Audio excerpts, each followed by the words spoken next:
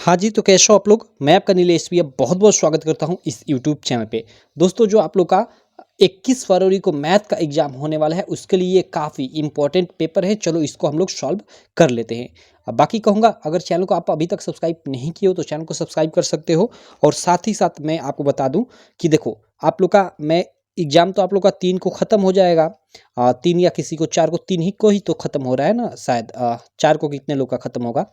तो आप लोग जितने भी अपने 9th के आपके स्कूल में या कहीं भी आपके कोचिंग में बच्चे थे, उनको आप बोल देना, मेरे चैनल के बारे में बता देना। मैं आपका एग्ज़ाम ख़त्म होते ही अगला सेशन अगले बच्चों का, यानी जो 9 से 10 में आ रहे हैं, उनका स्टार्ट करूँगा। तो यार आप बता देना, मैं उनको एकदम अच्छे से चैप्टर वाइज़ सारी चीज़ें पढ़ाऊँगा।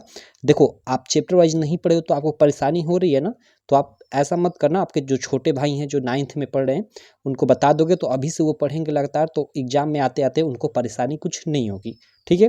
तो चलो, बाकी चलो हम लोग इस क्वेश्चन को सॉल्व कर लेते हैं जो आप लोग का 21 फरवरी को एग्ज़ाम होने वाला है, उसके लिए काफ़ी ये इम्पोर्टेंट है। सबसे पहले यहाँ पे आप लोग क्वेश्चन देख सकते हो। यहाँ पे जो फर्स्ट क्वेश्चन है वो क्या बोल रहा है कि निम्नलिखित में से कौन सहअभाज्य संख्याओं का युग्म है? ओके, हमें ऑप्शन दिया है और इसमें से हमें सहअभाज्य संख्याओं का युग्म बताना है। सहअभाज्य संख्याओं का युग्म कहने से क्या मतलब है? मतलब जिनका एचसीएफ एक हो, सिंपल। वे दो ऐसी संख्याएं वे दो ऐसी संख्याएं जिनका हम लोग एचसीएफ निकाले तो उसका मान एक हो, वही क्या होती है? सहभाज्य संख्याएं होती है।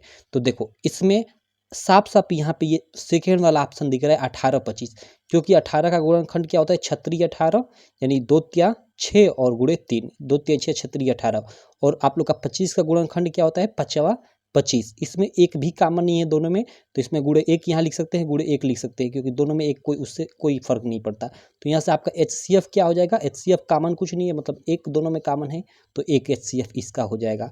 और इन सब में आप निकालोगे तो एक के अलावा दूसरा भी आएगा। तो जिनका एचसीएफ एक होता है वही क्या होता है? सहभाज्य संख्याओं का युग्म होता है। तो बी वाला ऑप्शन सही हो जाएगा। बाकी आप मतलब पढ़े हो तो आसानी से इसको डायरेक्टली देखकर ही आप लगा दोगे, नहीं तो आपको सबको टेस्टिंग करना पड़ेगा। क्लियर? चलो हम लोग सेकेंड प्रश्न कर लेते हैं। सेकेंड प्रश्न क्या है? आप लोग स्क्रीन पे देख सकते हो कि किसी धनात्मक पूर्णांक p के लिए प्रत्येक धनात्मक विषम पूर्णांक का रूप होगा। ओके, यहाँ पे देखो, किसी धनात्मक पूर्णांक p के लिए, कोई भी हम लोग का एक धनात्मक पूर्णांक p है, वो कुछ भी हो सकता है। जो p है, जो धनात्मक पूर्णांक, वो 2 भी हो सकता है, 3 भी हो सकता है, 4 भी हो सकता है, कुछ भी हो सकता है। उसके लिए कह रहा है कि जो प्रत्येक धनात्मक विषम पूर्णांक होगा वो किस प्रारूप में होगा? इसमें होगा, इसमें होगा, इसमें होगा, या इनमें से कोई नहीं। तो हम बारी बारी से सबको चेक कर लेते हैं। तो देखो, अगर हम p+1 में ले, अगर p+1 टाइप में ले, मतलब p के जगह हम लोग कुछ भी रखें, 2 3 4 5, तो क्या वो हमेशा एक विषम पूर्णांक के रूप में आएगा? तो अगर यहाँ p के जगह हम लोग 2 लेते हैं तो 2 1 3, यहाँ चलो विषम आ रहा है, लेकिन 3 लेंगे तो 3 1 4, यहाँ तो सम आ जा रहा है। तो ये हम लोग का हमेशा धनात्मक विषम पूर्णांक का ये रूप नहीं होगा। उसी प्रकार अगर इसको चेक कर लेते हैं, तो 2 और p है, तो यानी गुणे p के जगह पे अब हम लोग 2 रखते हैं तो ये 4, पहला ही हम लोग का सम आ गया, यानी ये भी विषम टाइप का नहीं हो सकता। अब इसको चेक कर लेते हैं, 2p+1 है। तो यहाँ एक मिनट, मैं दूसरा पेज ले लूँ क्या? ये इस पे ज़्यादा ये गड़बड़ हो रहा है। चलो कोई दिक्कत नहीं, 2p+1 है, तो इसके जगह पे p के जगह पे हम लोग कुछ भी संख्या 1 2 3 4 कुछ भी रखकर चेक कर लेते हैं।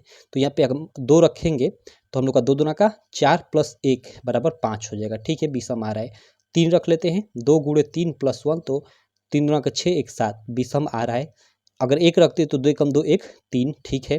अगर 5 रखते हैं तो 5 दूना का 10 1 11, देखो हमेशा ये विषम ही आ रहा है। तो इसका मतलब कि यह हो सकता है किसी भी धनात्मक पूर्णांक p के लिए यह जो है हमेशा एक विषम पूर्णांक प्राप्त होगा। तो ये ऑप्शन आपका सही हो जाएगा। तो हमें क्वेश्चन कर रहा था किसी धनात्मक पूर्णांक p के लिए प्रत्येक धनात्मक विषम पूर्णांक का प्रारूप होगा या रूप होगा, तो ये वाला हो सकता है। बिल्कुल क्लियर, ये आपका ऑप्शन बिल्कुल राइट है। अब चलो यहाँ पे हम लोग आ जाते हैं, इधर सेकंड भी हो गया सॉल्व, इधर हम लोग आ जाते हैं। उससे पहले एक मिनट, थोड़ा मैं पेज ले लेता हूँ, नहीं तो ये सब गड़बड़ हो रहा है। एक मिनट। ओके, चलो हम लोग सेकेंड के बाद हम लोग इधर जो थर्ड क्वेश्चन है उसको सॉल्व कर लेते हैं। यहाँ पे एक मिनट, इसको थोड़ा फोल्ड कर लेता हूँ। यहाँ पे जो है हम लोग का ये थर्ड वाला क्वेश्चन, इसको हम लोग सॉल्व कर लेते हैं। देखो यह क्या क्वेश्चन है कि द्विघात समीकरण 3x² - 4x = 0 के मूलों का गुणनफल है। ओके, यहाँ पे मूलों का गुणनफल, तो आप द्विघात समीकरण में पढ़े होंगे। यहाँ थोड़ा मैं जूम कर लेता हूँ, अच्छा दिखाई देगा आपको।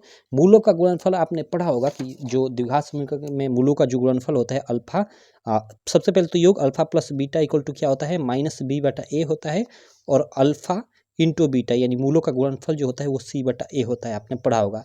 तो यहाँ से देखो, यहाँ से हम लोग का क्या है, 3x² माइनस 4x है। एक द्विघात समीकरण किस टाइप की होती है, ax² प्लस माइनस यहाँ पे कुछ भी हो सकता है, bx प्लस माइनस यहाँ पे c। हम लोग सामान्यतः ax² plus bx plus c बोल देते हैं, लेकिन यहाँ पे प्लस माइनस कुछ भी हो सकता है। तो यहाँ पे देखो हम लोग का एक जगह पे हम लोग का क्या है, एक जगह पे 3 है, और यहाँ पे देखो b के जगह पे हम लोग का -4 है, ठीक, चिन्ह सहित लेते हैं, और c के जगह पे कुछ नहीं है, इसका मतलब c के जगह पे 0 है। क्लियर। तो यहाँ से हम लोग का मूलों का गुणनफल, तो मूलों का गुणनफल हम लोग का फार्मूला होता है alpha into beta equal to C बटा ए। तो सी का मान कुछ नहीं है, 0 है, और बटे ए का मान 3 है, तो 0/3 यानी हम लोग का 0 हो जाएगा मूलों का गुणनफल। तो हम लोग का ये बी वाला मतलब जो ऑप्शन है राइट हो जाएगा। यहाँ पे देखो ऐसे भी यहाँ मतलब आपको एक जैसे द्विघात समीकरण एक दे दे और मूलों का गुणनफल या योग पूछे, तो आप इस फार्मूले का ही उपयोग करना। अब काफ़ी सारे लड़के जिनको मालूम नहीं होगा, इसका गुणनखंड करेंगे और फिर जो दो मान आएगा उसको आपस में जोड़ेंगे या गुणा करेंगे, तो वो लंबा प्रोसेस हो जाएगा, आपका बहुत टाइम लग जाएगा। क्लियर। तो वैसे नहीं करना है, इस फार्मूले का यूज करना है। चलो आगे हम लोग देखते हैं अगला प्रश्न। 4 नंबर है कि समरूप त्रिभुजों की विशेषताएं होती है। ओके, जो समरूप त्रिभुज होते हैं उनकी क्या विशेषताएं होती है, उनकी संगत भुजाएं समानुपाती होती हैं, बिल्कुल राइट ऑप्शन है। संगत कोण बराबर हो, सही बात है। कथन ए तथा बी दोनों, इसका मतलब ये दोनों से ही कह रहा था, बिल्कुल हाँ ये राइट ऑप्शन है, इनमें से कोई नहीं, नहीं ये राइट। इसका आप लोग सी पे, आप लोग का चौथे का आप लोग का जो सी होगा उसका आप लोग गोला भर दोगे, ये बिल्कुल राइट ऑप्शन है, क्योंकि ये दोनों सही है और दोनों को अपने आप में ये इंक्लूड कर रहा है। चलो अगला प्रश्न है हम लोग का 5 नंबर, क्या है कि कॉस 60 अंश इंटू कॉस 30 अंश माइनस साइन 60 अंश इंटू साइन 30 अंश का मान है। ओके, अब देखो यहाँ पे जो नॉर्मल लड़के होंगे वो क्या करेंगे कि इसमें कॉस 60 अंश का मान रखेंगे, कॉस 30 अंश का मान रखेंगे, फिर माइनस साइन 60 अंश का और फिर साइन 30 अंश का मान रखेंगे सब, और हल करेंगे। लंबा प्रोसेस काफ़ी चला जाएगा वो। और सिंपल जिनको अच्छे से फार्मूला याद है, सारी चीज़ें याद है, यहाँ से सिंपल ये कॉस क्या है, ए प्लस बी का फार्मूला है। कॉस ए प्लस बी बराबर क्या होता है, कॉस ए प्लस बी बराबर होता है cos A into cos B minus sine A into sine B. तो यहाँ पे ए के जगह पे हम लोग का 60 है और बी के जगह पे 30 है। यहाँ पे बी के जगह पे 30 है, तो आप लोग देख सकते हो कॉस ए प्लस बी अगर निकाला जाए यानी कॉस 60 प्लस 30, तो बराबर ये क्या हो जाएगा, वो हो जाएगा कॉस ए यानी कॉस 60, कॉस बी यानी कॉस 30, और माइनस साइन ए यानी साइन ए के जगह पे 60 और इंटू साइन बी यानी 60 साइन 30। तो यहाँ से ये किसके बराबर हो जाएगा, ये आपका कॉस 60 प्लस 30 के बराबर हो जाएगा, और 60 30 कितना हो जाएगा 90, यानी कॉस 90 हो जाएगा। और काश 90 अंश का मान आप सब लोग जानते हो यार, काश 90 अंश का मान कितना होता है, और सिंपल कॉस 90 अंश का मान आपका 0 होता है। आप 0 पर ट्रिक लगा दो, यहाँ काम खत्म, पेन भी चलाने की जरूरत नहीं पड़ेगी यहाँ, अगर आपको फार्मूला मतलब मालूम है तो। चलो अगला हम लोग 5 के बाद 6 नंबर प्रश्न कर लेते हैं। 6 नंबर प्रश्न क्या है, आप स्क्रीन पे देख सकते हो कि दो बिंदुओं के निर्देशांक -8,0 और 0,-8 है। इन बिंदुओं से बने रेखाखंड के मध्य बिंदु के निर्देशांक होंगे। ओके, हम लोग के दो बिंदु मान लो ये हैं, ठीक है। इसका निर्देशांक -8,0 है और इसका 0,-8 है। कह रहा है कि इसके मध्य बिंदु का निर्देशांक होगा। तो मध्य बिंदु का निर्देशांक आप लोग सब इसका फार्मूला जानते हो यार, एक मिनट, इसका फार्मूला, इसको थोड़ा मैं साइड में रखता हूँ। सबसे पहले तो मध्य बिंदु का निर्देशांक मतलब इसका फार्मूला क्या होता है, x1 प्लस x2 अपन में 2, ये आप लोग का x वाला देगा, और कामा y1 प्लस y2 अपन में 2 ये होता है। तो यहाँ x1 क्या है, ये हम लोग का ये x1 है, तो -8 प्लस x2 0 और बट्टे में 2, और कामा y1, तो y1 हम लोग का 0 और प्लस y2, तो देखो प्लस हम लोग का y2 है, तो यहाँ पे माइनस है, तो ये माइनस हो जाएगा, -8 और बट्टे में हम लोग का क्या हो जाएगा 2। तो इससे ये जुड़ेगा तो ये -4 आ जाएगा, और इससे ये क्या होगा, यहाँ से भी -4 आ जाएगा, यानी वो बिंदु जो मध्य बिंदु होगा वो -4, -4 होगा, सिंपल। तो ये वाला सी वाला ऑप्शन आपका सही हो जाएगा। चलो इसके बाद हम लोग का 7वां प्रश्न देख सकते हो, यदि 2 cos 3 थीटा बराबर 1, तो थीटा इक्वल टू क्या होगा। अब देखो यहाँ मैं आपको दिखाता हूँ, एक मिनट, यहाँ 7वां प्रश्न। 7वां प्रश्न में क्या कह रहा है कि 2 cos 3 थीटा बराबर 1 है, तो थीटा इक्वल टू क्वेश्चन।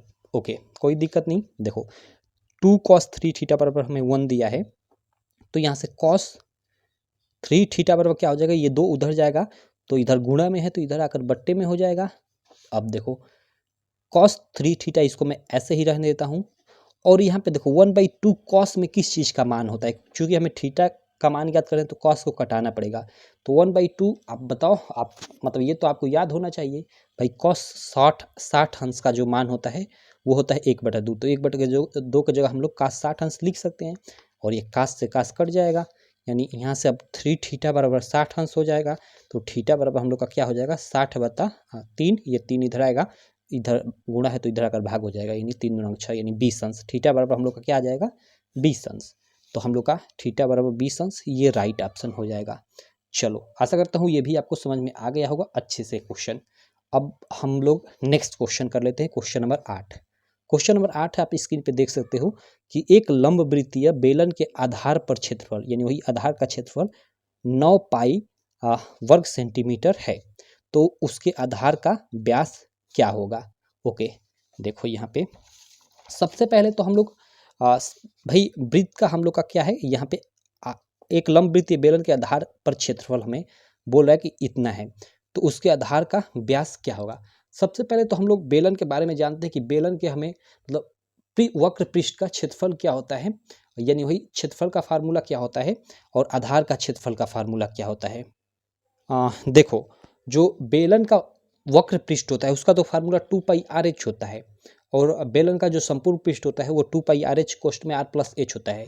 लेकिन उससे हमें मतलब नहीं है, हमें बेलन के आधार का क्षेत्रफल, यहाँ देखो बेलन के लंबवृत्तीय बेलन के आधार पर क्षेत्रफल इतना दिया है, तो आधार से मतलब है, तो आधार का क्षेत्रफल चूंकि यह बेलन है, ठीक है, यहाँ पे देखो बेलन तो ये नीचे गोला टाइप का होता है, यानी बेलन का ये नीचा वाला जो आधार का क्षेत्रफल है वो गोले के क्षेत्रफल के बराबर यानी πr² के बराबर होता है।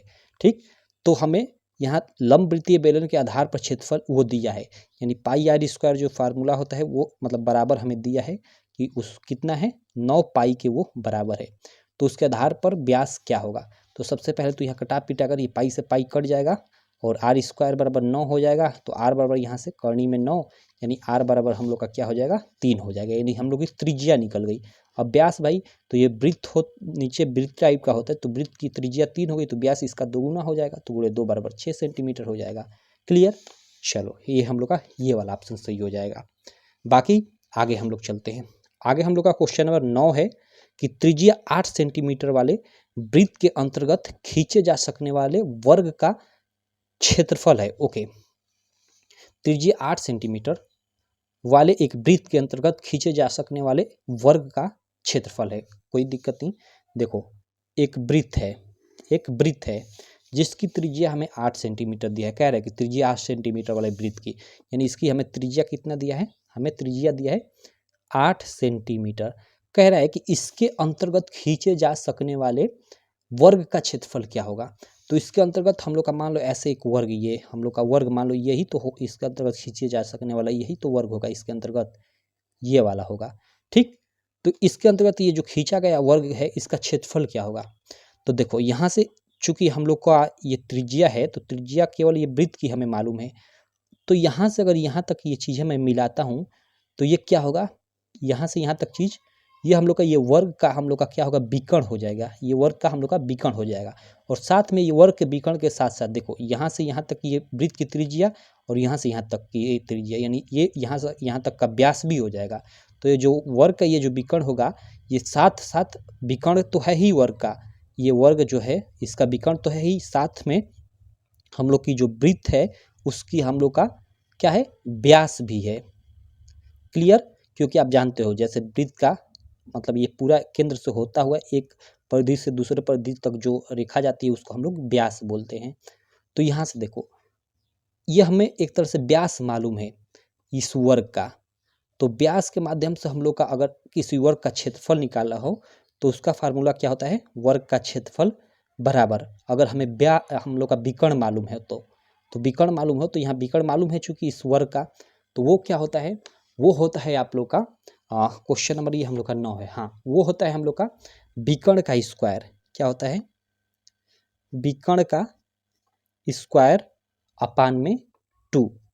और चूंकि हम लोग का विकर्ण कितना हो जाएगा, चूंकि त्रिज्या ये 8 है, तो हम लोग का मतलब ये जो पूरा व्यास होगा वो कितना होगा, 8 दूना का 16 हो जाएगा। तो ये वाला ये भी हम लोग का व्यास ये 16 होगा। ठीक, तो चलो ये 16 का वर्ग अपान में 2। तो ये हम लोग का 16 गुणे 16 वर्ग मीन्स 2 बार और बट्टे में 2, 2 8 16, और ये 16 से इसमें गुणा होगा। तो 16 8 कितना हो जाएगा, 8 6 48 के 8, 8 एकम 8, 4 12, यानी 128 वर्ग सेंटीमीटर। यही हम लोग का क्या हो जाएगा, आंसर हो जाएगा, सिंपल सा। तो हम लोग का इसमें 128, ये देखो ये वाला ऑप्शन बिल्कुल राइट हो जाएगा क्वेश्चन नंबर 9 के लिए। अब चलो इधर हम लोग आ जाते हैं। इधर हम लोग का क्वेश्चन क्या है, 10 नंबर आप लोग देख सकते हो स्क्रीन पे कि 1 से 15 तक की सम संख्याओं का समांतर माध्य होगा। ओके, 1 से 15 तक की सम संख्याओं का समांतर माध्य। तो सबसे पहले तो हम लोग की 1 से 15 तक की सम संख्याएं कौन कौन सी है, तो वो है 2, उसके बाद क्या है 4 6 8 10 12 14, 1 2 3 4 5 6 7 हैं। ठीक, अब देखो हमें समांतर माध्य पूछ रहा है, तो समांतर माध्य बराबर क्या होता है, समांतर माध्य x बराबर आपने पढ़ा होगा summation F x by F, ऐसा पढ़ा होगा। यानी जो संख्या है उनका योग बट्टे में संख्या, तो इन संख्याओं का योग हम लोग कर लेते हैं पूरा का पूरा, और बट्टे में इनकी संख्या कितनी है 1 2 3 4 5 6 7, तो उससे हम लोग भाग दे देंगे। तो ये हम लोग का क्या आ जाएगा, समांतर माध्य निकल कर आ जाएगा। तो इसको जोड़ते हैं, चलो 4 2 6 और 6 6 12, 12 8 20 और 20 10 30, 30 और 30 और मान लो ये 10 40। ठीक है, 40 हो गया और इसमें का 2 इसमें बचा, तो हम लोग का 16, यानी हम लोग का 56 हो गया। हाँ 56 हो गया, और ये बटे 7 है तो 7, और 7 से भाग देंगे तो 7 बड़े 56। इसका मतलब कि हम लोग का 8 आ जाएगा समांतर माध्य, यानी ये वाला बी वाला हम लोग का राइट ऑप्शन हो जाएगा। चलो ये भी क्वेश्चन हो गया। इसके बाद हम लोग 10 के बाद 11 नंबर क्वेश्चन कर लेते हैं कि द्विघात समीकरण दिया है, यदि द्विघात समीकरण 3x² माइनस 6x प्लस के बराबर 0 के मूल समान हो तो के का मान होगा। अब देखो यहाँ पे कोई संख्या रहती है, आप लोग जानते हो कि मानक द्विघात समीकरण ax² plus bx plus c type का होता है, जहाँ ये c एक अचर पद एक संख्या होती है यहाँ पे, लेकिन इसको गायब कर दिया, इसके जगह पे के रख दिया है और ये बराबर 0 के बराबर कर दिया, और बोल रहा है कि इसके मूल समान है, मतलब इसको सॉल्व करने के बाद जो दो हल निकलते हैं वो आपस में बराबर है। तो हमें क्या करें, तो इस के का मान ज्ञात कीजिए।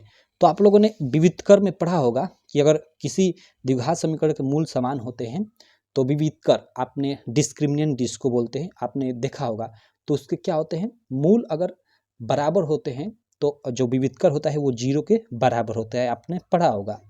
तो हम लोग का यहाँ पे मूल समान है, कह रहा है ना कि मूल समान है, यहाँ पे देख सकते हो, तो हम लोग का विविधकर क्या हो जाएगा, वो 0 के बराबर हो जाएगा।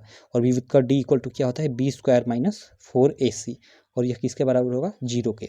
अब देखो हम लोग का विविधकर b², तो इसमें b क्या है, ये है b, और b² माइनस 4ac है, तो b माइनस 6, तो माइनस 6 का वर्ग तो 6 का 36, तो b के जगह पे 36 माइनस 4a, तो a के जगह पे हम लोग का 3 है, तो गुणे 3, और गुणे c के जगह पे हम लोग का क्या है, k है, तो गुणे k हो जाएगा, और ये बराबर 0 है तो 0। अब देखो 36 माइनस 4 3 12 और ये k, यानी 12k हो जाएगा, ये बराबर 0, यानी हम लोग का देखो ये माइनस से तो उधर जाकर प्लस हो जाएगा, यानी 36 बराबर हम लोग का 12k हो जाएगा। तो यहाँ से k बराबर ये 12 इधर आकर बट्टे में हो जाएगा, यानी k बराबर 36 बट्टे में 12, यानी k बराबर 12 3 36, 3 हो गया। k का मान हम लोग का क्या हो गया, 3 हो गया। तो हम लोगों ने इस प्रकार k का मान निकाल लिया, ये 3, आपका ये राइट ऑप्शन हो जाएगा। ठीक, चलो ये हम लोग का 11 नंबर क्वेश्चन भी हो गया। 12 नंबर क्वेश्चन क्या है, आप देख सकते हो यहाँ पे कि आंकड़ों इतना का बहुलक ज्ञात कीजिए। ओके, हमें बहुलक ज्ञात करना है, तो बहुलक सिंपल, इसमें जिसकी पुनरावृत्ति सबसे अधिक बार हुई है वही बहुलक हो जाएगा। तो इसमें आप लोग देख सकते हो 10 12 15 10 23 32 17 10 13 15 25, आप लोग देख रहे हो 10 की रिपीटेशन मुझे लग रहा है सबसे ज़्यादा 3 बार है यहाँ पे। इसके बाद 15 भी दिखाई दे रहा है क्या, यहाँ पे एक बार 15, यहाँ पे एक बार 15, 2 ही बार है। उसके बाद 25 तो एक ही बार है, 15 2 बार है, ओके 10 ही होगा, मतलब जिसकी रिपीटेशन कई बार हो वो मतलब बहुलक हो जाएगा। तो ये 10 आपका ऑप्शन बिल्कुल राइट हो जाएगा क्वेश्चन नंबर 12 के लिए। ठीक है, चलो क्वेश्चन नंबर 12 भी क्लियर, हाँ 12 का थर्ड ऑप्शन आपका क्लियर। चलो इसके बाद हम लोग 13 नंबर प्रश्न देख लेते हैं। 13 नंबर प्रश्न क्या है कि बिंदु -6 8 की मूल बिंदु से दूरी होगी। ओके, हमें पूछ रहा है कि ये बिंदु है -6 8, इसकी मूल बिंदु से दूरी क्या होगी। तो मूल बिंदु क्या होता है भाई, मूल बिंदु 0 0 होता है। ठीक है, आपने पढ़ा होगा यहाँ पे जो ये मूल बिंदु है यह 0 0 होता है। तो इस बिंदु से जो हम लोग का -6 8 है, इधर हम लोग का कहीं -6 8 पड़ेगा, इधर मान लो यहाँ पे है -6 8, यहाँ पे कहीं बिंदु यहाँ पे पड़ेगा, तो इसकी दूरी हम लोग का पूछ रहा है। तो सिंपल, दो यहाँ पे एक हम लोग का बिंदु हो गया, यहाँ पे एक बिंदु हो गया, और इनका निर्देशांक हमें पता है, तो दो बिंदुओं के बीच की दूरी हम लोग फार्मूला का यूज कर निकाल लेंगे। तो यहाँ पे देखो, जैसे यहाँ पे एक बिंदु यहाँ पे हो गया, एक बिंदु यहाँ पे, तो एक बिंदु है हम लोग का -6 8, यहाँ पे हम लोग का बिंदु है जिसका निर्देशांक है -6 8, और यहाँ पे मूल बिंदु है, तो मूल बिंदु का निर्देशांक 0 0 होता है। तो इनके बीच की दूरी पूछ रहे हैं, तो दूरी का फार्मूला यूज करो। दूरी का जो फार्मूला होता है अंडर रूट हम लोग का क्या होता है x2 - x1, तो x2 हम लोग का क्या हो जाएगा -6 - x1 यानी 0 होल का वर्ग, x2 - x1 होल का वर्ग प्लस y2, तो y2 हम लोग का 8 माइनस y1, तो y1 हम लोग का 0 होल का वर्ग। सिंपल, अब इसको कर लो। अब ये -6 में से 0 जाएगा, तो -6 और -6 का वर्ग 6 का 36, ठीक, और ये बीच में प्लस 8 में से हम लोग का 0 जाएगा 0, 8 8 64, यानी अंडर रूट 36 + 64 100 हो जाएगा, और 100 को हम लोग बाहर निकालेंगे तो वो 10 हो जाएगा, यानी हम लोग का दोनों मूल बिंदु से इस बिंदु की जो दूरी होगी वो क्या होगी, 10 होगी। ऐसा एक क्वेश्चन निश्चित है आप लोग के एग्जाम में 100% आना ही आना है। चलो, तो इसको आप लोग ध्यान रखना कैसे आप निकालोगे, मैंने बता दिया।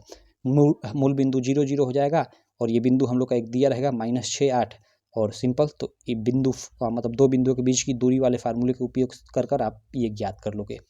आगे हम लोग चलते हैं। अगला प्रश्न आप स्क्रीन पे देख सकते हो, ये 14 नंबर, कि मैदान में खड़ी एक कार 75 मीटर ऊंची मीनार से अनुमान कोण 30 अंश है। ओके, मैदान में खड़ी एक कार का, मैदान में खड़ी, मीनार मैंने पढ़ दिया क्या, माफ करना, मैदान में खड़ी एक कार का 75 मीटर ऊंची मीनार से अनुमान कोण 30 अंश है। मीनार के आधार से कार की दूरी ज्ञात कीजिए। ओके, चलो सिंपल सा ये भी क्वेश्चन है, इसको भी हम लोग कर लेते हैं। यहाँ पे देखो, मैदान में खड़ी एक कार, मान लो यहाँ पे कोई कार खड़ी, यहाँ पे मान लो ये कार खड़ी है, मैदान में खड़ी एक कार का 75 मीटर ऊंची, ओके यहाँ पे मान लो 75 मीटर ऊंची कोई बिल्डिंग है जिसकी ऊंचाई 75 मीटर है। कह रहा है कि मीनार से इसका अनुमान कोण जो है, इस मान लो यहाँ पे खड़ा है, इसका अनुमान कोण कितना है, मतलब ये अनुमान को यहाँ से कोई व्यक्ति देख रहा है, तो ये आप लोग का ये अनुमान कोण होता है, आप लोग जानते हो 30 अंश है। तो ये हम लोग का ये भी क्या हो जाएगा, एकांतर कोण के अनुसार ये भी 30 अंश हो जाएगा। तो मीनार के आधार से कार की दूरी, ओके ये दूरी हमें पूछ रहा है, ये वाली दूरी, यानी इसको मैं x मान लेता हूँ।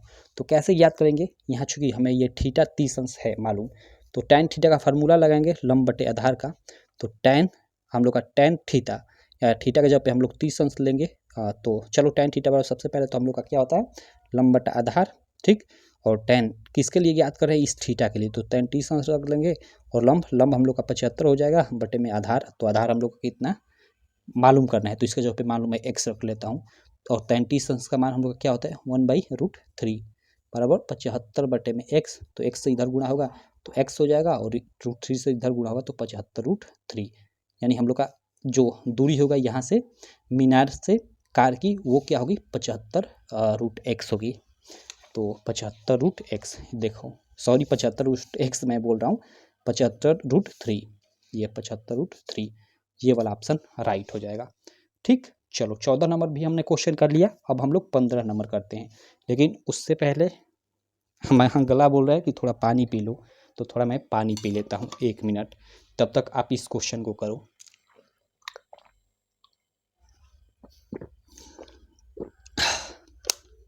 ओके, चलो थोड़ा इस पेज को भी मैं साइड रख देता हूँ, गंदा हो गया है काफ़ी। इस पेज को हम लोग ले लेते हैं।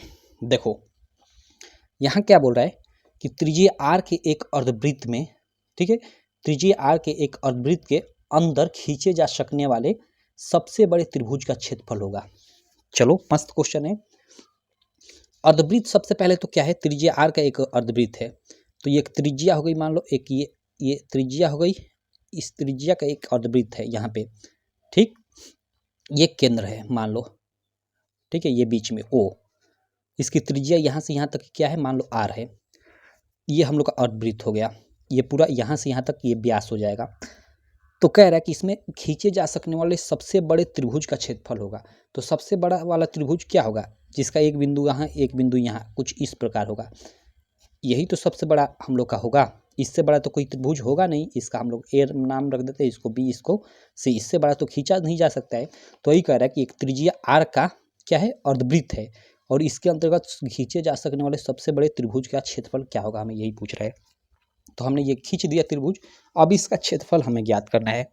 तो क्षेत्रफल कैसे ज्ञात करेंगे, यहाँ पे देखो हम लोग का ये आर है, तो यहाँ से यहाँ तक की भी दूरी ये भी आर होगी, क्योंकि ये यहाँ से यहाँ तक त्रिज्या है और यहाँ से यहाँ तक ये भी त्रिज्या है। अगर इस पर मैं यहाँ पे लंब डालता हूँ तो यहाँ देखो केंद्र से ये हम लोग का ये जो जा रहा था अर्धवृत्त, उस पर ये जा रहा है, तो ये इसका मतलब ये भी त्रिज्या होगी, ये भी आर होगी।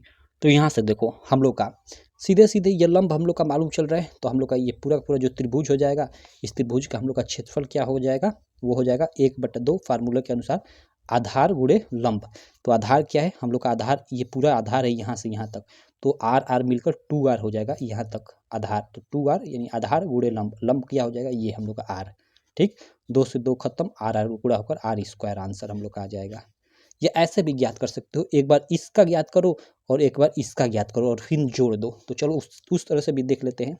जैसे ए ओ सी का हम लोग सबसे पहले ज्ञात करते हैं, तो 1/2 गुणे आधार, तो इसका आधार हम लोग का क्या हो जाएगा, आर हो जाएगा, और गुणे लंब, तो इसका लंब हम लोग का ये आर हो जाएगा, आर, तो ये हम लोग का आर आर गुणा होकर क्या हो जाएगा, r²/2 हो जाएगा, यही तो होगा ना, हाँ यही होगा।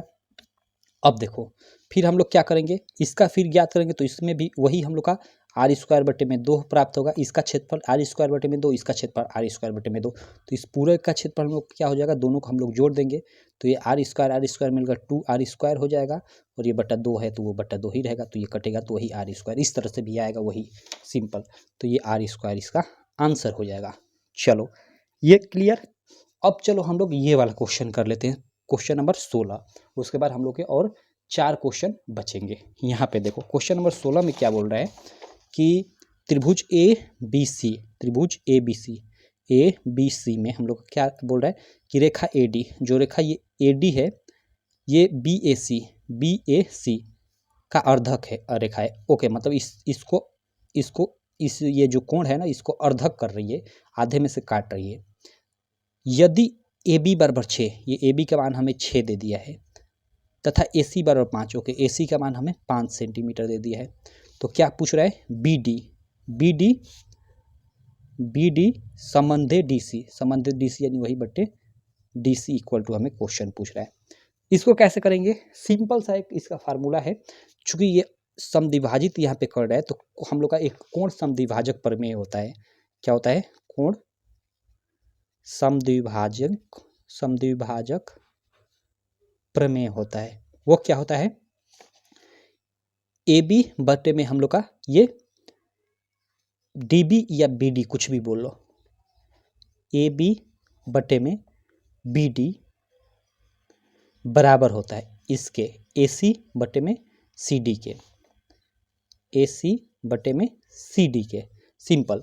तो यहाँ से हमें इसी प्रमेय के अनुसार हम लोग का क्या मालूम करना है, बी डी बटा में डी सी। तो यहाँ पे देखो बी डी यहाँ पे हम लोग का, और सी डी या डी सी यहाँ पे है नीचे, तो इसको हम लोग उधर ले जाएंगे, तो ए बी और ए सी को हम लोग इधर लाएंगे, तो ये इधर आकर बट्टा हो जाएगा ए सी, और बराबर ये बी डी उधर जाएगा तो हम लोग का बी डी हो जाएगा, और बटे में ये सी डी है, इसको हम लोग डी सी भी लिख सकते हैं, क्योंकि यहाँ पे डी सी लिखा हुआ है, तो चलो उसी तरह लिख लेता हूँ। तो हम लोग का ये बी डी बटे में डी सी हो गया, और इधर ए बी बटे में ए सी हो गया। अब ए बी का मान हमें दिया है, ए बी का मान कितना दिया है, 5 नहीं, ए बी का मान हम लोग का 6 दिया है, तो 6 और बटे में हम लोग का ए सी का मान हम लोग का 5, यानी बटे में 5, यानी हम लोग का ये बराबर है किसके, बी डी बटे में डी सी के, यानी बी डी बटे में डी सी हम लोग का 6/5 यानी 6 संबंधे 5 का अनुपात आ गया। क्लियर, हम लोग का बी डी बटे में डी सी यानी इन दोनों में अनुपात ज्ञात करना था, बी डी संबंधे डी सी, और वो आ गया हम लोग का 6 संबंधे 5। तो 6 संबंध है 5, ये फर्स्ट ऑप्शन ही राइट हो जाएगा, सिंपल। चलो ये भी हम लोग का क्वेश्चन हो गया। अब चलो इधर आ जाते हैं, 16 के बाद हम लोग इधर 17 नंबर क्वेश्चन पे आ जाते हैं। 17 नंबर यहाँ पे क्वेश्चन क्या है आप लोग देख सकते हो स्क्रीन पे कि 15, 18, 24 का HCF। ओके, 15, 18, 24 का हमें लसा LCM ज्ञात करना है, HCF नहीं। तो सिंपल है भाई, चलो इसका देख ही लेते हैं। 15, 18 और 24 इसका लसा ज्ञात करना है। तो चलो हम लोग ज्ञात करते हैं इसको ऐसे। सबसे पहले 2 से कटाते हैं, 2 से ये नहीं कटेगा, ये कटेगा तो 9, ये कटेगा तो 12, फिर 2 से ये 15, ये 9, गुणनखंड हम लोग कर लेते हैं, 2 छक्का 12, फिर 2 से ये 15, ये 9, ये 3, अब 2 से नहीं कटेगा, 3 से, तो 3 5 15, 3 का 9, 3 कम 3, फिर 3 से तो ये 5 का 5, 3 कम 3, ये 1 का 1, ठीक। फिर हम लोग का 5 से, तो 5 कम 5, 1 1 सब आ गया। अब देखो इनका गुणा करते हैं, तो 2 दूना का 4, 4 दूना का 8, 3 का 24 और 5 3 15, यानी 24 गुणे 15, 15 चौका 60 का शून्य, हासिल लगा 6, 15 दूना का 30 6 36, यानी 360 हम लोग का लसा हो जाएगा LCM 360, ये वाला हम लोग का ये वाला ऑप्शन हो जाएगा। बाकी इसका गुणनखंड जैसे इसका 15 तो 5 3 15, यानी 3 5 15 और 18 और 24 तरह गुणनखंड निकाल कर भी HCF आप लोग निकाल सकते हो, कैसे भी निकाल सकते हो, आपका मन। चलो उसके बाद हम लोग का ये क्वेश्चन नंबर 18 आ जाता है कि के किस मान के लिए रैखिक समीकरण युग्म kx + y बराबर k स्क्वायर तथा x + ky बराबर 1 के अनेक हल होंगे। ओके, यहाँ पे हमें अनेक हल की बात कर रहे हैं। दो हमें रैखिक समीकरण युग्म दिया है, फर्स्ट हम लोग का दिया है kx + y बराबर हम लोग का k स्क्वायर। ओके, और सेकेंड दिया हम लोग का ये हम लोग का x + ky बराबर 1। अब देखो अनेक हल के लिए होता क्या है, अनेक हल के लिए हम लोग का एक शर्त होता है, आप सब लोग जानते हो A1/A2 बराबर B1/B2 बराबर C1/C2। देखो A1 बट्टे में A2 बराबर होता है B1/B2 के, और फिर यह बराबर होता है C1/C2 के। अनेक हल की शर्त का ये एक तरह से फार्मूला है। तो यहाँ पे हम लोग का A1 क्या है, ये K हम लोग का यहाँ पे A1 है, यहाँ पे हम लोग का आगे कुछ नहीं, y का कुछ गुणांक नहीं है, मतलब A2 के जगह पे 1 है, और ये हम लोग का स्थिर है तो ये C है, और यहाँ पे हम लोग का x का गुणांक 1 कुछ नहीं है तो 1 है, तो मतलब यहाँ पे हम लोग का A2 क्या है 1 है, और यहाँ पे y का गुणांक k है, तो यहाँ पे हम लोग का B2 है ये, और यहाँ पे ये C है। तो A1/A2, तो A1 के जगह पे हम लोग का देखो k, और बट्टे में A2 के जगह पे यहाँ पे 1, सिंपल, ठीक। अब देखो ये बराबर है B1/B2 के, तो B1 के जगह पे 1 बट्टे में B2 के जगह पे हम लोग क्या रखेंगे, ये k, तो ये हम लोग का k, और ये बराबर होगा C1/C2। तो C1 क्या है हम लोग का k स्क्वायर, और बट्टे में हम लोग का ये C2, तो C2 क्या हो जाएगा हम लोग का 1 हो जाएगा। अब देखो इसको हम लोग इनमें से, चूँकि ये तीनों आपस में बराबर है, तो कोई भी दो लेकर, इसी दो को लेकर हम लोग हल कर लेते हैं, ठीक है। तो इन दोनों को हम लोग लेकर हल करेंगे, तो ये देखो इधर ये गुणा होगा तो k स्क्वायर बराबर, ये इधर गुणा होगा तो 1 हो जाएगा, ये स्क्वायर हटाएंगे तो k बराबर ये अंडर रूट में 1 हो जाएगा, और ये बाहर k निकलेगा तो ये +-1 हो जाएगा, यानी k का मान हम लोग का +-1 होगा। देखो कोई भी संख्या रूट से निकलती है ना, जैसे 25 भी निकल देगी 5, तो ये 5 +- होता है, हम लोग सिंपल ऐसे तो हम लोग 5 लिख देते हैं, लेकिन इसके 2 मान होते हैं। चलो तो ये k का मान +-1 होगा, यहाँ पे हम लोग का ऑप्शन में, यहाँ पे देखो +-1 दिया है, ये 1 नहीं होगा, ये ऐसा नहीं, काफ़ी सारे लड़के 1 बाहर निकला तो 1, और इस पे लगा देंगे, लेकिन गलत हो जाएगा, ये होगा, इस बात को ध्यान रखना, ठीक है। चलो 18 नंबर भी हो गया। 19 नंबर क्वेश्चन क्या है आप लोग देख सकते हो स्क्रीन पे कि समीकरण 2x² - x - 1 बराबर 0 के मूल होंगे। ओके, हमें ये एक मतलब द्विघात समीकरण दी हुई है, इसके मूल ज्ञात करें। तो मूल ज्ञात करने का मतलब कि सिंपल, इसका आप लोग गुणनखंड करो, ठीक है। गुणनखंड नहीं करना चाहते हो तो यहाँ जो मूल दिए हुए हैं उनको बारी बारी से रखो और 0 के बराबर करो। तो जैसे 1 को हम लोग यहाँ पे रखते हैं तो 1 का स्क्वायर 1 हो जाएगा, तो 2 1 हम 2, और यहाँ पे 1 रखते हैं x की जगह तो -1, और ये -1 पहले से यानी 0, ठीक है। 1 को रखने पे 0, तो 1 तो मूल हम लोग का 1 हो गया, और 1/2 को यहाँ पे रखेंगे तो 1/2 हम लोग का ये होगा 2 गुणे 1/2 का स्क्वायर, यानी 1/4, और माइनस ये x की जगह पे 1/2 और -1, ये बराबर 0 के बराबर आना चाहिए। तो 2 दूना 4, यानी 1/2 1/2 ये कट गया, -1 बचेगा, इसका मतलब ये नहीं होगा, पहला ऑप्शन नहीं होगा। दूसरा ऑप्शन देखते हैं, अगर हम लोग -1 रखते हैं एक्स की जगह तो 2 और एक्स की जगह यहाँ पे एक्स स्क्वायर है, -1 रखेंगे तो स्क्वायर होकर 1 ही हो जाएगा। और माइनस यहाँ पे देखो -x है और -1 तो हम लोग का +1 हो जाएगा, ठीक है। और -1 पहले से यहाँ पे है और ये बराबर 0। तो यहाँ पे देखो ये हम लोग का क्या हो जाएगा, ये भी गड़बड़ा रहा है क्या, 2 एकम 2 और देखो ये हम लोग का 3 हो जाएगा, 3 - 1 ये तो 2 के बराबर आ जा रहा है। हमने सही किया है कैलकुलेशन, मुझे नहीं लग रहा है कि हमने सही किया है। रुक जाओ 1 मिनट, यहाँ कहीं हम लोग कर लेते हैं। हाँ यार, इसको थोड़ा मोड़ लेता हूँ, उसके बाद हम लोग करते हैं, क्योंकि यार इसको मैंने देखा, इसका यही तो ऑप्शन होगा, मैंने इसको सॉल्व कर रखा है। देखो 2x स्क्वायर -x - 1 बराबर 0 है। हम लोग -1 रखते हैं x की जगह तो 2 -1 होल का स्क्वायर और माइनस क्वेश्चन में x की जगह हम लोग -1 रखेंगे और ये -1 पहले से है, ये बराबर 0। तो ये हम लोग का क्या हो जाएगा, 2 गुणे 1 हो जाएगा और ये माइनस माइनस हम लोग का +1 और -1, तो ये कट जाएगा। 2 ही तो आ रहा है यार, इसका मतलब ये भी ऑप्शन नहीं होगा आप लोग का। तो कौन सा होगा ये हम लोग देख लेते हैं। लेकिन यहाँ पे देखो यहाँ पे तो हम लोग हाँ चलो ठीक है, कोई दिक्कत नहीं है। चलो इसको भी तो हम लोग देख लेते हैं। जब हम -1 रखेंगे तो यहाँ पे 2 और यहाँ पे ये तो भी तो ये नहीं होगा, इसको भी रखेंगे तो हम लोग, या 1/2 भी इधर हम लोग प्रूव कर चुके हैं, ये भी नहीं होगा। इसका मतलब ये होगा 1 और -1/2। क्यों, देखो हम लोग एक बार 1 रखेंगे तो 1 रखे तो हम लोग 0 के बराबर आ जा रहा है, और एक बार हम -1/2 रखते हैं तो -1/2 रखेंगे। यार ये भी नहीं होगा क्या, 1 मिनट, गुणनखंड ही निकालना पड़ेगा क्या। चलो देख लेते हैं। 2x स्क्वायर -x - 1 बराबर 0। अब देखो हम -1/2 रखते हैं। जब हम यहाँ पे रखेंगे -1/2, 2 और x के जगह पे -1/2 रखेंगे तो इसका स्क्वायर, और माइनस इसके x के जगह पे -1/2 रखेंगे और -1 करेंगे तो ये बराबर 0। अब देखो ये हम लोग का 2 गुणे 1/4 हो जाएगा और माइनस से मिलकर +1/2 हो जाएगा, और -1 है तो -1 बराबर 0। 2 दूना का 4, 2 और ये 1/2 कट गया, -1 तो बच ही रहा है। क्यों नहीं हो रहा है यार, ये सेटिस्फाइड क्यों नहीं हो रहा है। चलो इसका थोड़ा मैं कहीं ना कहीं हम लोग कैलकुलेशन में गड़बड़ कर रहे हैं, इसका गुणनखंड ही निकाल देता हूँ, आखिरकार निकालना ही पड़ा। चलो रुक जाओ, एक सादा पेज ले लेता हूँ, तब देखते हैं हम लोग का। 2x स्क्वायर -x - 1 बराबर 0। इसका गुणनखंड कैसे निकालेंगे, इसमें आप सब लोग जानते हो, गुणा करेंगे तो -2x स्क्वायर। 2x स्क्वायर इसको ऐसे तोड़ेंगे कि जोड़ने पे हम लोग का -2x स्क्वायर हो जाए, सॉरी गुणा करने पे -2x स्क्वायर हो जाए और जोड़ने पे -x।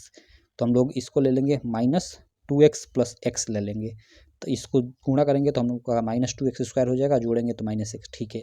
और -1 बराबर 0। इसमें हम लोग का क्या कॉमन हो जाएगा, 2x कॉमन हो जाएगा, तो यहाँ भाग देंगे तो x और इसमें भाग देंगे तो -1, प्लस यहाँ क्या हम लोग का 1 कॉमन होगा तो x - 1 और ये बराबर हम लोग का 0। अब इन दोनों में कॉमन हम लोग का x - 1, और x - 1 से यहाँ भाग देंगे तो ये हम लोग का 2x बचेगा, और यहाँ भाग देंगे तो ये हम लोग का +1 बचेगा। अब देखो ये बराबर 0, यानी यहाँ से x बराबर हम लोग का 1 आ जाएगा, और 1 हम लोग का मान, यहाँ से हम लोग जब इसको 0 करेंगे बराबर तो ये उधर जाकर -1 और ये 2 जाकर उधर हम लोग का 2। यार यही तो आ रहा है, 1 और -1/2, 1 और -1/2, यही तो बिल्कुल आ रहा है। तो हम लोग का सेटिस्फाइड क्यों नहीं हो रहा है। चलो देखो, एग्जाम में आपको जिद पकड़ने की जरूरत नहीं है, कोई सवाल नहीं आ रहा है तो एग्जाम में आपको उसको छोड़कर आगे बढ़ जाना है, लेकिन घर पे लगा रहे हो तो उसको लगा कर ही जाओ, नहीं आ रहा है तो उसको लगाना ही लगाना है। चलो एक बार इसको हम लोग टेस्ट करते हैं। 2x square -x - 1, 2x square -x - 1 बराबर 0 है।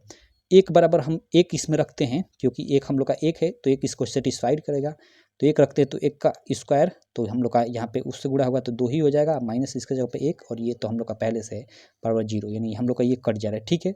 0 बराबर 0, 1 रखने पे तो आ जा रहा है, 1 से सेटिस्फाइड हो जा रहा है। -1/2 से क्यों नहीं हो रहा है, 2 और -1/2 का हम लोग का ये स्क्वायर हो जाएगा, x के जगह पे हम लोग -1/2 रखेंगे तो, और माइनस हम लोग फिर यहाँ पे -1/2 रखेंगे कोष्ट में, ठीक, और हम लोग का -1 रखेंगे और ये बराबर 0। अब देखो इसको हम लोग देखते हैं, 2 गुणे ये 1 में हम लोग का 4 हो जाएगा, क्योंकि -1/2 गुणे -1/2 तो माइनस माइनस गुणा होगा तो प्लस हो जाएगा 1/4, और माइनस ये माइनस माइनस मिलकर गुणा होगा, कुछ टूटेगा तो ये प्लस हो जाएगा 1/2, और ये -1 है तो -1 बराबर 0। अब देखो 2 दूना का 4 यानी 1/2। ओके ये प्लस है ना यार, हम लोग काट दे रहे थे। देखो 1/2 प्लस 1/2। देखो यही होता है ऑफलाइन क्लास में और ऑनलाइन क्लास में। ऑफलाइन क्लास में मान लो गलती किसी से भी होती है, इंसान से ही गलती होती है, यहाँ पे फटाक से लड़के बोल देते हैं ऑफलाइन में कि यहाँ पे सर यहाँ पे प्लस है, और लेकिन ऑनलाइन में यही दिक्कत है। चलो कोई दिक्कत नहीं। तो ये हम लोग का 1/2 यानी आधा आधा मिलकर 1 हो जाएगा, और ये -1 पहले से है बराबर 0, तो ये फिर ये कट जाएगा, 0 बराबर 0, ये सेटिस्फाइड कर देगा। क्लियर, ये दोनों सेटिस्फाइड ही कर दे रहा था। हम लोग कैलकुलेशन में, मैं बोला कि कहीं ना कहीं हम लोग कैलकुलेशन में मिस्टेक कर रहे हैं, यही होगा। ठीक, चलो उसके बाद हम लोग चलते हैं यहाँ 20 नंबर प्रश्न पे। 20 नंबर प्रश्न क्या है, आप लोग स्क्रीन पे देख सकते हो। कह रहा है कि एक शंकु तथा बेलन की आधार तथा ऊंचाइयाँ समान है, तब उनके आयतनों का अनुपात होगा। ओके, हमें एक शंकु यानी शंकु का आयतन बट्टे में बेलन का आयतन, हमें बेलन, चलो बेलन का आयतन हम लोग का क्या है, उनकी आधार तथा ऊंचाइयाँ समान है। ओके, आधार तथा ऊंचाइयाँ समान है तो उनके आयतनों का अनुपात क्या होगा।